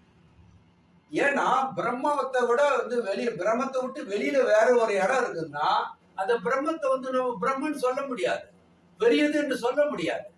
அப்ப அதை விட வேற ஒன்று இருக்குன்னு அர்த்தம் இல்ல இல்லையே, ஒரே ஒண்ணுதான் பிரபஞ்சத்துக்கு, அது பிரம்மம் தான். அப்போ அவர் மைண்டால மட்டும்தான் இயங்குறாரு. சரிங்களா? இப்போ ஆகாயம் ஒன்று எப்படி உருவானுச்சு? ஆகாயம் உருவாதற்கான மூலப்பொருள் எது? Cosmic mind. இப்போ மைண்டுக்கு வெளியிலே அது உருவானுச்சுன்னா இல்ல, அதுவும் அவரோட மைண்டுக்குள்ளாரையே மாடிஃபை ஆகிட்டே இருக்கு. அவரோட மனம்தான் மையக்கரு இருக்குது. மையக்கருவோட மையக்கரு வந்து மைண்டினுடைய பகுதிக்குள்ள வராது, நியூக்ளியஸ். மகம் சித்தம் மட்டும்தான் மனம் என்ற எல்லை. புரியுதுங்களா? உங்களுக்கும் ஆத்மா என்பது வேறு, மனதுல வந்து உங்களுக்கும் மகம் இருக்கு, அகம் இருக்கு, சித்தம் இருக்கு. ஆனா ஆத்மா என்பது அந்த புருஷோத்தம மையக்கரு, மைண்டனுடைய எல்லையை கடந்தது அது. இதுவும் மைண்டனுடைய எல்லையை கடந்தது புருஷோத்தமன், அங்கேயும் காஸ்மிக் மைண்ட்லயும். புரியுதுங்களா? அப்போ இப்ப வந்து நீங்க தெரிஞ்சுக்க வேண்டியது என்னன்னா, பஞ்சபூதங்கள்லய இங்க அதிநுண்மையான ஆகாயம் என்பது எங்கிருந்து உருவாயிருக்குன்னா, இந்த ஆகாயம் என்பது அவருடைய மைண்டிலிருந்து உருவான ஒரு பகுதி. அந்த பகுதிக்குள்ளாரதான் அவர் எல்லாத்தையும் வைக்க பார்க்கிறார்.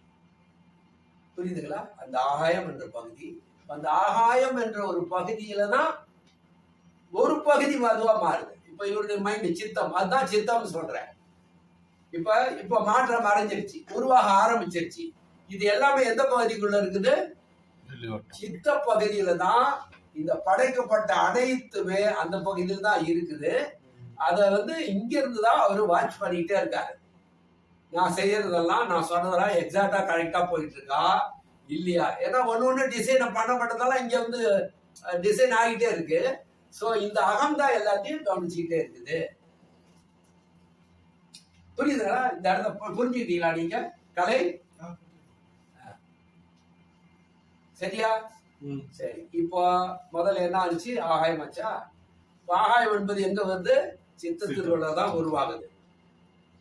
இதுக்கு வெளியில எதுவுமே இல்லாது நல்லா ஞாபகம். சித்தத்துக்குள்ள ஆகாயம் என்ற ஒன்று, சித்தம் வந்து ஆகாயமா மாறுது. இப்ப அதே ஆகாயமா மாறுது சித்தத்துக்குள்ளார ஒரு பகுதி. எல்லாமே ஆகாயமா மாறிடுச்சு. இந்த ஆகாயம் என்ற ஒன்றுக்குள்ளாரதான் இன்னொரு ஒரு பகுதி என்னவா மாறுது? வாயுவாக மாற்றம் அடையுது. எத்தனை வகையான வாயுக்கள் இருக்குது? யாராலும் கண்டுபிடிக்க முடியாது. இதுவரையிலும் இவங்க கண்டுபிடிச்சது வந்து அந்த எண்ணிக்கை அல்ல, அவ்வளவுதான். ஆனா அதோட முடியல. இதே வந்து 100 வருஷத்துக்கு முன்னால கண்டுபிடிச்ச வாயுடைய எண்ணிக்கை இதை விட கம்மி. புதுசு புதுசா வாயுகள் கண்டுபிடிச்சுதாங்கன்னா கண்டுபிடிக்க முடியாது. ஏன்னா அது வந்து முழுமை மனிதனுடைய அறிவினால எட்ட முடியாது. எத்தனையோ வாயுக்கள் இருக்குது. இப்ப நம்ம உயிர் ஆற்றல் எப்படி உருவானுச்சு, உயிர் ஒண்ணு வந்துச்சுன்னு கேட்டாரு. இப்ப அங்க வரும்போது பாருங்க, ஒரு 10 வாயு வரும். அந்த 10 வாயுல எங்க லிஸ்ட்லயே இல்லை. இப்ப யாரு 102 வாயுனாங்களோ அதுக்குள்ள அந்த வாயுக்களே இல்ல. சரி, நான் டீப்பா அங்க போவேன். அப்போ அந்த ஆகாயத்தினுடைய ஒரு பகுதியில என்னவா மாறுதுங்க? வாயுவா மாறுது. அந்த வாயுனோட ஒரு பகுதி தான் தீயா மாறுச்சு. இன்னும் வாயுமண்டலம் இருந்துகிட்டு தான் இருக்குது. புரியுது உங்களுக்கு? இங்க கன்ஃபியூஸ் ஆகாம போகணும்.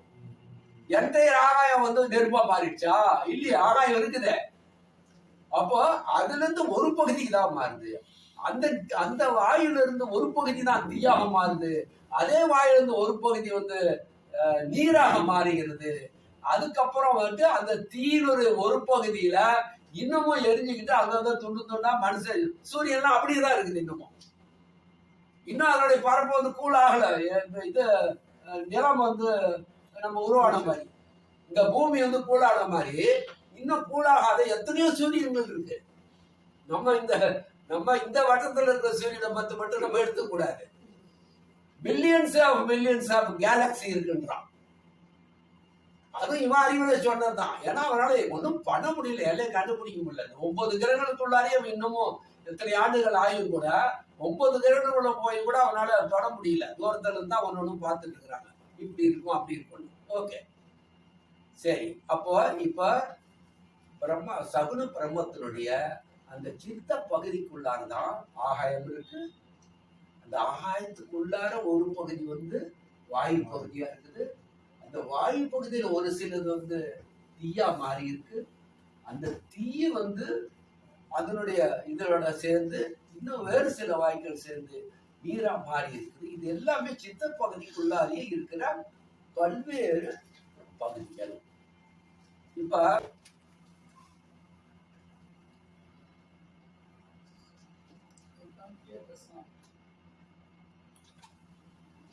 கோடிக்கணக்கான கேலக்சிகள் உருவாகுது. அதை வந்து நம்ம மில்கிவே கேலக்சின்னு சொல்றோம். அந்த வெடிச்சு செதர்ல இருந்து ஒரு பகுதி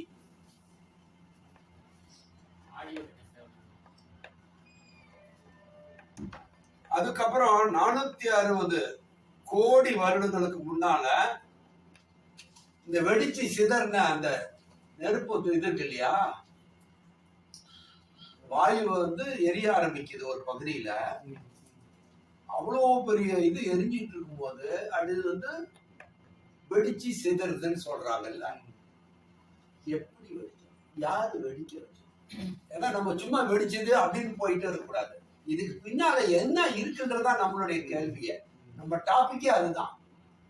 அப்போ ஒரு செயல் ஒண்ணு நடக்கணும், அடுத்த கட்டத்துக்கு அடுத்து மூவ் ஆகணும். இந்த ப்ரோக்ராம்ல வந்து அடுத்தடுத்த ஸ்டெப் என்னன்றத டிசைன் பண்றது யாரு? அவர் தான், the cosmic mind. அந்த பரமாத்மன் புருஷோத்தமன் தான் டிசைன் பண்றாரு அந்த கேமே. எந்த இதுல வரும்போது நீ என்னவா வரணும், அதுவா நான் என்னவா மாறி நான் தப்பிப்பேன், மறுபடியும் என்ன இப்படி பண்ணா அடுத்து நான் எப்படி தப்பிச்சு போவேன், இதுதான் கேள்வி. இப்போ எரிஞ்சிட்டு இருக்கிற அந்த அந்த ஒன்று இருந்து இப்ப எதனால வந்து அது வெடிக்குதுன்னா, இங்க உங்களை பின்னாலேயே துரத்திட்டு வர்றது யாரு? பிரகிருத்தினுடைய எந்த ஆற்றல்? தமோகுண ஆற்றல். அது உங்களை என்னவா பண்ணணும்னு நினைக்குது? ஜடமா இருந்தாக்கா, அதாவது உங்களுடைய அழுத்தமானது உங்களை எழுந்திருக்க முடியாத அளவுக்கு உங்களை வந்து அது இயக்கமற்ற.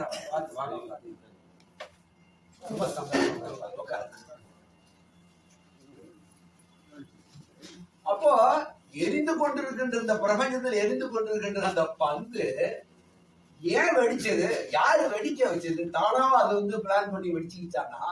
இல்ல, பிரகிருத்தினுடைய வேலை என்னன்னா, நீ என்ன மாதிரி வடிவம் ஆனாலும் சரி அதை வந்து நான் செதிச்சிருவேன். நீ கண்டினியூ பண்ண முடியாது. அதுக்கு அடுத்தது நீ தப்பிச்சு வேலைக்கு தான் போகணும். அப்போ இந்த பலம் என்ற ஒன்று எங்க இருந்து வருதுன்னா, அழுத்தம் வந்து அந்த பிரகிருத்தினுடைய இந்த தமோ குணத்தினுடைய அழுத்தம் தொடர்ந்து வருகின்ற பொழுது அங்க அது வெடிச்சு சிதறிதான் ஆகணும். அப்படி வெடிச்சு சிதறுகின்ற பொழுது இந்த வான வெளியில இந்த ஆகாய இதுக்குள்ளார எவ்வளவு தூரத்துக்கு அது வெடிச்சு எங்கெல்லாம் போனுச்சுன்னு தெரியாது. அப்படி உருவானதுதான் இந்த நம்ம கேலக்சி. எத்தனாயிரம் பாருங்க, 460 கோடி வருடங்களுக்கு முன்னால இந்த மாதிரி வெடிச்சு சிதறுகின்ற பொழுது அதுல ஒன்று வந்து நம்ம சூரிய குடும்பம்னு சொல்லிக்கிற நம்ம இந்த பகுதி. இப்ப நம்ம பிரபஞ்சத்துல வந்து இருக்கிறதெல்லாம் விட்டுறலாம், நம்ம பகுதிக்குள்ளார வந்துடலாம். இப்ப நம்ம பகுதிக்குள்ள வந்துகிற பொழுது இப்போ இந்த வெடிச்சு சிதறுகின்ற பகுதிகள் சூரியனாக மட்டுமல்ல பல்வேறு துகள்களாக பிரபஞ்சம் முழுசு வருது. அதுல ஒன்று சின்ன சின்ன துகள்கள்லாம் ஒன்னோட ஒன்று இணைஞ்சும் அது என்ன மாறுதுன்னா, ஏன்னா எரிஞ்சிட்டு இருக்கிறது தானே, ஒன்னோட ஒன்று ஒட்டினா அது சேர்ந்து எரிய ஆரம்பிக்கும். அது மாதிரி நம்ம இந்த சூரியனாக இருக்கக்கூடிய பெரிய சைஸ்ல ஒண்ணு இருக்குது, அதை சுத்திலும் வந்து நிறைய இந்த மாதிரி வந்து உருவான அந்த சிதறின இதெல்லாம் ஒன்றா இணைஞ்சு உருவானதான் நம்ம என்னன்னு சொல்றோம், கிரகங்கள் என்று சொல்றோம். புரியுதுங்களா? அப்போ அந்த மாதிரி இருக்கின்ற பொழுது இப்ப பூமியும் அப்ப எரிஞ்சு எல்லாமே எரிஞ்சுதான், சூரியன் எரிஞ்சிட்டு இருக்கிற மாதிரி எல்லாமே எரிஞ்சு கொண்டு இருந்தது. பட் இங்க என்ன நடக்குது அப்படின்னா, இந்த ஏரியாக்குள்ளார, எந்த ஏரியாக்குள்ளார, நம்மளுடைய இந்த சோலார் சிஸ்டத்துக்கு உள்ளார தனித்தனி சோலார் சிஸ்டம் வந்து உருவாகுது. யார் இந்த தனித்தனி சோலார் சிஸ்டம் உருவாக்குறது? யார் இதுக்கு பிளான் பண்ணது?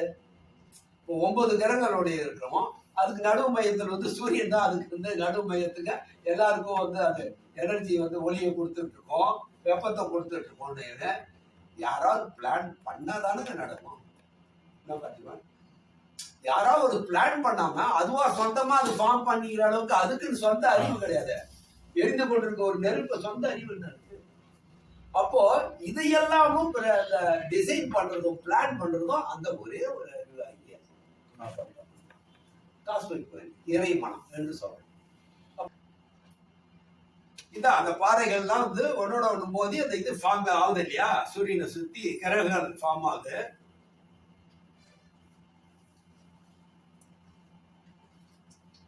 இது மாதிரி ஒரு கிரகம் மாதிரி உருவாகுது. அதுல ஒண்ணு வந்து நம்ம அதுவும் எரிஞ்சு கொண்டிருக்கிற ஒரு பந்து மாதிரி ஒரு ஃபார்ம் ஆயிடுது. இதுதான் நம்மளுடைய எர்த்து. அது ஒரு நெருப்பா தான் எரிஞ்சுக்கிட்டு இருந்தது ஒரு குறிப்பிட்ட காலவாரியெல்லாம். இப்ப அந்த பூமியினுடைய மேற்பரப்பை பாத்தீங்கன்னா எப்படி ஒரு எரிமலை பழம்பு வந்து போடுச்சுன்னா எப்படி இருக்குமோ அப்படிதான் அந்த பூமியோட மேற்பரப்பு ஒரு எரிமலை பழம்பு மாதிரி தான் இருந்திருக்குது. அப்ப இப்ப பூமியினுடைய வெப்பநிலை பாத்தீங்கன்னா ஆரம்ப கட்டத்துல எவ்வளவு இருந்தது? உயிர்கள் வாழ்வதற்கு தகுதியாவா இருந்தது? இல்ல.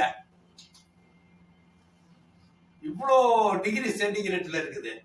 இந்த சமயத்துல ஒண்ணு நடக்குது. இங்க பாருங்க.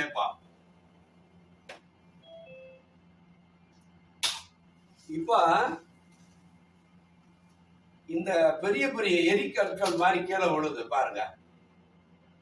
இது என்னன்னு பாத்தீங்கன்னா இதுவும் வந்து வானவெளியில எங்கேயோ வெடிச்சு சிதறக்கூடிய ஒன்று. ஆனா இது என்னன்னா நெருப்பு கல் இல்ல, இது வந்து ஐஸ் கட்டி.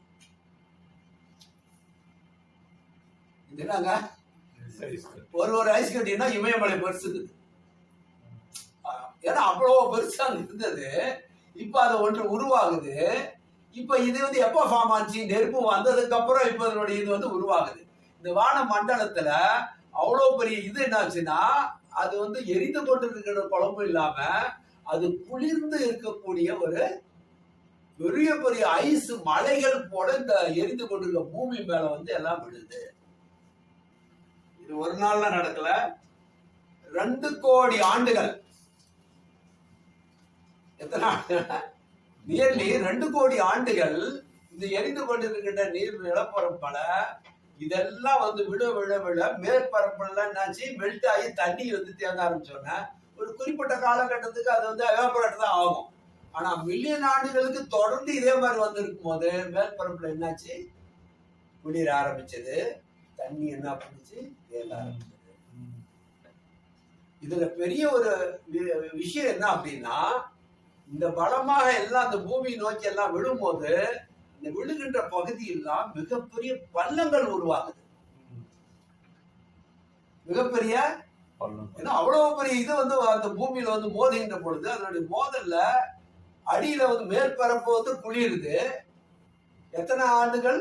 மில்லியன்ஸ் ஆஃப் ஆண்டுகள் வந்து தொடர்ந்து இப்படிதான் நடந்து. அப்போ இது குளிர்வதற்கு எவ்வளவு காலங்கள் எடுத்திருக்கு? எரிந்து கொண்டிருக்கின்ற இவ்வளவு பெரிய பூமியுடைய நிலப்பரப்பு இது குளிரணும்னா அது சாதாரண ஒரு வருஷம் நடக்கக்கூடிய விஷயங்கள் நமக்கு தெரியும். அப்போ இது எதுக்கோ அவர் தயார் பண்றாரு. எதுக்கு? ஏன்னா அவருடைய பிளான் என்ன? குட்டி குட்டியா வடிவுகளை உருவாக்கி அது போலதான் நம்ம டைம் பண்ணணும்னு அவரு நினைச்சாரு.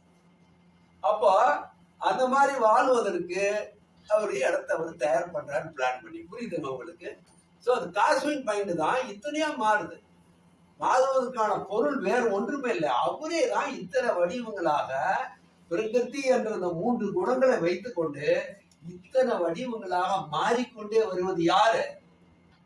புருஷோத்தமன் தான். அப்போ இந்த நிலைமைக்கு வந்ததுக்கு அப்புறமேட்டு பூமியினுடைய பரப்பு என்ன ஆகுதுங்க? மேற்பரப்பு வல்லமை. அது எப்படி ஆகுதுன்னா ஏன்னா இது ஏற்கனவே ஒரு உருண்டை வடிவான ஒரு ஃபார்மேஷன் ஆயிடுச்சு எல்லாமே. இப்ப நடுவுல பல்லானவனா இது எப்படி ஆயிடுச்சுன்னா பாக்கிறதுக்கு ஒரு பெரிய உலகமே ஒரு கிண்ணம் மாதிரியும் அந்த கிண்ணத்துக்கு நடுவுல தண்ணி தேங்கி நிக்கிற மாதிரி. அப்போ கடல் வந்து ஆரம்பத்தில் எப்படி இருந்துச்சுங்க? பூமி தோன்றிய தண்ணி தேங்கினதுக்கு அப்புறம் ஒரு கிண்ணத்துக்குள்ள கிண்ணம் போலதான் இந்த பூமியினுடைய பரப்பு இருந்துச்சு. சரியா? சரி. இப்போ ஒரு கேள்வி, அறிவியல் கேள்விதான். இப்போ இவ்வளோ பெரிய கிண்ணம் மாதிரி ஆகி இவ்வளோ தண்ணி தேங்கி நின்னா அடியில ஏற்கனவே உள்பக்கத்துல எரிஞ்சிட்டு இருக்கிற நெருப்பு, மேல இருக்கிற அழுத்தம் என்ன நடக்கும்? மிகப்பெரிய ஒரு உள்ள இருந்து பெரிய ஒரு வெடிக்கின்ற ஒரு இது உருவாகும். இந்த பிரஷர் எரிஞ்சிட்டு இருக்கிற இது இருக்குதுங்க. உள்ள வந்து எரிஞ்சிட்டு இருக்குது. மேல வந்து இவ்வளோ பெரிய ஏரியாவில வந்து முழுசுமே தண்ணியா வந்து உள்ள தேங்கி நின்று இருக்கும்போது ஒரு பந்து கிண்ண மாதிரி இருந்த அந்த பூமியினுடைய இது அடியில ஏற்கனவே எவ்வளோ ஆழத்துக்கு வந்து இருக்குது. மேற்பரப்பு எத்தனை? சுமார் ஒரு 30 கிலோமீட்டர் ஆழத்துக்கு இருக்குமா? அதிகபட்ச கடலுடைய ஆழம் பாத்தீங்கன்னா அவ்வளவுதான். ஆனா அதுக்கு எல்லாரும் எவ்வளவு இருக்குது, இந்த பூமியினுடைய இது பாத்தீங்கன்னா விட்டத்தை பாத்தீங்கன்னா அவ்வளவு கிலோமீட்டர் தூரம். அப்ப அதுக்குள்ள எரிஞ்சு கொண்டிருக்க இந்த குழம்பானது அதுக்குள்ள வந்து வெடிச்சு அது என்ன ஆகுதுன்னா பண்ணும்போது இந்த குழிவாக இருந்த இந்த கிண்ணமான இருக்கிறது என்ன ஆகுதுங்க, உள்ள இருக்கிறது மேல வருது, மேல இருக்கிறது அப்படியே அதனுடைய ஷேப்பை சின்ன பின்னமா ஆகும்போது அந்த ஏற்கனவே இந்த நிலையில தண்ணி எப்போ தேங்கி நின்றுச்சோ அப்ப தண்ணிக்குள்ளார என்ன வந்து உருவாக ஆரம்பிச்சது, பாசம். இப்ப பாருங்க ஆகாயம் இருக்கா, நெருப்பு இருக்கா, வாயு இருக்கா, நெருப்பு இருக்கா, நீர் வந்துடுச்சா, ஹீட் எனர்ஜி இப்ப அங்கேயே இருக்குது, இடத்துக்குள்ளாரே ஹீட் எனர்ஜி கிடைக்குது. இப்ப இந்த தட்பவெப்ப சூழ்நிலை இந்த 5 பஞ்சபூதங்களுடைய சூழ்நிலை ஒன்றா வருகின்ற பொழுது இப்ப என்ன நடக்குது, குறிப்பிட்ட ஒரு ப்ரொபோர்ஷனேட்ல விகிதாச்சாரத்துல நல்லா கவனம் வச்சுக்கணும். இந்த 5 பஞ்சபூதங்கள் நம்மளை சுத்தி இருந்தாலும் ஒரு குறிப்பிட்ட விகிதாச்சாரங்கள்ல ஒன்றோடு ஒண்ணு அது இணைகின்ற பொழுது அங்க என்ன நடக்குதுன்னாக்கா ஒரு தனியான ஒரு ஒண்ணும் எப்போ வந்து இணையுதோ அப்ப தனி நியூக்ளியஸ் ஃபார்ம் ஆகும். இது சயின்ஸ். ஒரு பொருள் அதுக்குன்னு ஒரு மைய பகுதி சென்டர் பாயிண்ட், அதுதான் அதை பேலன்ஸா வச்சுக்கூடிய பகுதி. அப்போ ஒன்னொன்னுக்குள்ளாரையும் அது மாதிரி ஒரு இந்த மைய பகுதி உருவாகின்ற பொழுது இப்ப அங்க என்ன ஆகும்னா அங்க உயிராற்றல் என்ற ஒன்று உருவாகுது. இப்ப இவரு கேட்டார், எப்போ ஒரு தனியான ஒரு ஸ்ட்ரக்சர் ஒன்று உருவாகணுமோ, இப்ப 5 பஞ்சபூதங்கள் சேர்ந்து தானே வருது. இப்ப ஒரு பஞ்சபூதத்துக்கும் அதுக்குன்னு ஒரு மையக்கரு இருக்குமா இருக்கா, இருக்கும். 5 ஒன்னா சேருகின்ற பொழுது அதுக்குன்னு ஒரு மையக்கரு இருந்தாலும் 5 ஒன்னா சேர்ந்தா அந்த 5க்கும் சேர்ந்து ஒரு மையக்கரு உருவாங்க. அப்போ இப்ப அந்த மாதிரி உருவாகும் போது அதுக்குள்ளார அந்த 5 சேர்ந்த ஒரு மையக்கரு இருக்கும், அப்புறம் ஒண்ணுக்கு தனியான மையக்கரு இருக்கணும். இப்போ ஏற்கனவே பிரகிருத்தினுடைய இது வந்து ஒவ்வொரு நிலைக்கு போகும் போதெல்லாம் அதனுடைய அழுத்தம் என்பது பிரகிருதி கொடுத்து கொண்டே இருக்கிறார். எந்த குணத்தை வச்சு, தமோ குணம் என்பது அது என்ன ஜடத்துக்கு கொண்டு போறதுக்கு தான். இப்போ என்ன நடக்குது, உள்ள வந்து ஒரு கரு ஃபார்ம் ஆயிடுச்சு, 5 சேர்ந்து 5க்கும் உரிய ஒரு இது இருக்குது. இப்ப என்னாச்சுன்னா வெளியில இருந்து அழுத்துகின்ற ஒரு ஆற்றல் இத இருக்குது. இப்ப அழுத்தும் போது தன்னை தக்க வச்சுக்கணும்ன்ற உள்ள இருக்கிற மையக்கருவும், இந்த பிசிக்ஸ் படிச்சவங்களுக்கு தெரியும், எந்த ஒரு பொருளுக்கு மேல நீங்க வந்து ஒரு அழுத்தத்தை கொடுத்தாலும் அந்த பொருள் தன்னை வந்து பாதுகாத்துக்கிற அழுத்தத்தை வந்து அதுக்கு எதிர் திசையில தரும் தானே பிசிக்ஸ் தேரி. அப்போ அந்த உள்ள இருக்கிற மையக்கருவுக்கும் மேல இருந்து பிரகிருத்தினுடைய அந்த தமோ குணத்தினுடைய அழுத்தத்துக்கு நடுவில் வருகின்ற பொழுது இந்த உள்ள இருக்கிற மையக்கரு தன்னை தக்க வைத்துக் கொண்டால் ஜெயிச்சிருச்சு அப்படின்னா இந்த 2 படத்துக்குள்ளார ஒன்னொன்னுக்கும் நாங்க நடக்கும். ஒரு பீஸுக்கும் எங்கெங்கெல்லாம் அந்த மாதிரி ஃபார்ம் ஆகுதோ அங்கெல்லாமோ அது மேல வந்து ஒரு அழுத்தம் ஏற்படும் போது எங்க வந்து உள்ள இருக்கிற வெளியே தள்ளுகின்ற அந்த ஆற்றல் வந்து பலம் மிக்கதா இருக்குதோ அப்ப அந்த ஸ்ட்ரக்சர் வந்து டேமேஜ் ஆகாது. ஏன் புரியுதுங்களா, பிசிக்ஸ் தியரி சயின்ஸ் அது எல்லாமே. அப்ப அந்த மாதிரி இருக்கின்ற பொழுது இந்த 5 இதுல பஞ்சபூதங்கள் இருந்து வருது இல்லையா, வெளியிலிருந்து வருகின்ற இந்த எந்த ஒரு அந்த சக்தி எனக்கு கிடைக்குதுன்னா இந்த நம்ம உள்ள மைய கருக்கள் உருவாக சொல்ல இது எல்லாமே பாத்தீங்கன்னா இதுக்கு பேரு சமஸ்கிருதத்துல பிராணம். என்ன பேருங்க, பிராணம். இப்ப உள்ள தள்ளுகின்ற ஒரு இது வந்து 5 வகையா இருக்குது. அதே மாதிரி வெளியே தள்ளுகின்றதும் 5 வகையான அந்த நியூக்ளியஸை தனக்குள்ள வச்சிருக்கு. மேல இருக்கிறதும் 5 பஞ்சபூதங்களுடைய அழுத்தம் என்பதும் புறத்துல இருந்தும் அதுக்கு இருக்குது. ஏற்கனவே ஒரு இது ஃபார்ம் ஆச்சு, ஒரு ஸ்ட்ரக்சர் ஃபார்ம் ஆயிடுச்சு, ஒரு அமைப்பு உருவாகிடுச்சு, ஒரு உடல் அமைப்பு. இப்ப நீங்க ஒரு தாயினுடைய இது உற்பத்தியமாக கூட பாத்தீங்கன்னா ஃபர்ஸ்ட் வந்து கரு வந்து உற்பத்தி ஆகி ஒரு உருவ அமைப்பு தான் உருவாகும். உயிர் வந்து அதுக்கு அப்புறம் தான் அதுல இணையும். உருவ அமைப்பு உருவானதுக்கு அப்புறம் தான் அதுக்குள்ள இயக்க இது வந்து இணைக்கின்ற வேலை நடக்கும். அதே மாதிரிதான் பிரபஞ்சத்துல இப்படி அங்கிருந்து வரும்போது என்ன மாதிரி இருந்து அது உருவாகுதுன்னா இதுல ஜெயிக்கின்ற அந்த ஸ்ட்ரக்சர்ஸ் ஒரு அணுவுடைய உயிரினங்களாக உருவாகுது. இந்த வாயுக்கள் இருக்கு இல்லையா, நான் சொன்னேன்ல 5 பஞ்சபூதத்துக்கும் மைய கருவா இருக்குது. இது எல்லாமே இந்த வாயுக்களுடைய அழுத்தம். ஒன்று 5 அகத்துல இருந்தோ வெளியே தள்ளுறது, இன்னொன்னு புறத்திலிருந்து உள்ள இருக்கிறது. இந்த 10 வகையான அந்த அது வாயுக்கள் இருக்கு இல்லையா, இந்த 10க்கும் சேர்ந்து பேரு பிராணான்னு பேரு. ஆனா ஒண்ணுக்கு தனியா இருக்கும்போது பிராணான்னு பேரு. ரெண்டுக்கும் வித்தியாசம் என்னன்னா, இது பிராணா, அது பிராணா. 10 வாயுக்களும் ஒன்னா சேர்ந்தா அதுக்கு பிராணா. அப்ப இந்த 10 வாயுக்களும் எதுவுமே சிதறாம பாதுகாத்து உள்ள இருக்குமே, ஆனால் அங்க உயிராற்றல் என்பது, அதாவது பிராணா என்பது நிலைத்திருக்கும்.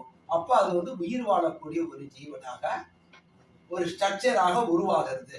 ஆனா அது எப்படி இருந்துச்சு ஆரம்ப காலங்கள்ல? ஒற்றை செல் உயிரினங்களாக தான் முதல்ல இனிஷியலா ஆரம்பிக்குது. இது எங்க ஆரம்பிக்குது? தண்ணிக்குள்ளாரையா தண்ணிக்கு வெளியிலையா? தண்ணிக்குள்ளாரதான். அப்ப தண்ணிக்குள்ளார அது வாழ்ந்துட்டு இருந்த அந்த உயிரினங்களானது